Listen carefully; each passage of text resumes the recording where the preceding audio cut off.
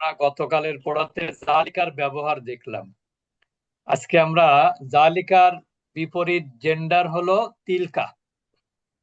জালিকার বিপরীত জেন্ডার কি? তিলকা। তিলকা হচ্ছে ফেমিনিন। তাহলে তিলকা যদি সাবজেক্ট হয় তাহলে তার পরের প্রেডিকেটটাও কি হবে? ফেমিনিন হবে। যেমন এখানে লেখা আছে তিলকা মাদ্রাসাতুন, ওটা একটা বিদ্যালয়। তিলকা মাদ্রাসাতুন সগীরাতুন, ওটা একটা ছোট বিদ্যালয়।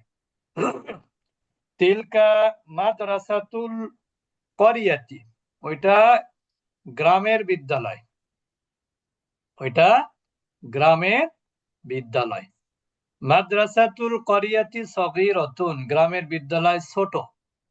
ইসমুল মাদ্রাসাতি মিফতাহুল কুরআন, মাদ্রাসাটির নাম হলো মিফতাহুল কুরআন, মানে কোরআনের চাবি। নামটার অর্থ করা দরকার নেই। ফি হাদিহিল মাদ্রাসাতি, এই বিদ্যালয়ে মাকতাবাতুন সগীরাতুন, একটি ছোট গ্রন্থাগার আছে, মানে লাইব্রেরি। ফি মাকতাবাতিল মাদ্রাসাতি কিতাবুন কাইয়িমুন,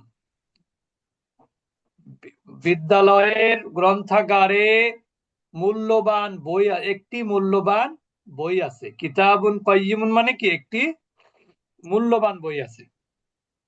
ওয়াহুয়া, আর সেটা হলো কিতাবুল হাদিস, আর সেটা হলো কিতাবুল হাদিস।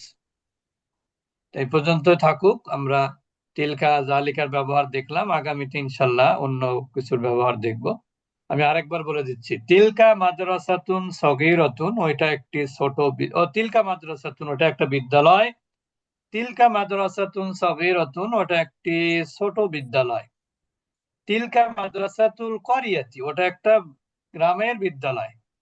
মাদ্রাসাতুল করিয়াতি সগীরাতুন, গ্রামের বিদ্যালয় ছোট। ইসমুল মাদ্রাসাতি মিফতাহুল কুরআনি, আর মাদ্রাসা বা বিদ্যালয়ের নাম হলো মিফতাহুল কুরআন।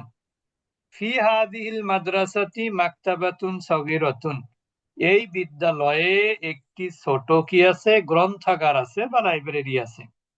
ফি মাকতাবাতিল মাদ্রাসাতি কিতাবুন কাইয়িমুন, হ্যাঁ, মানে বিদ্যালয়ের লাইব্রেরিতে একটি মূল্যবান বই আছে।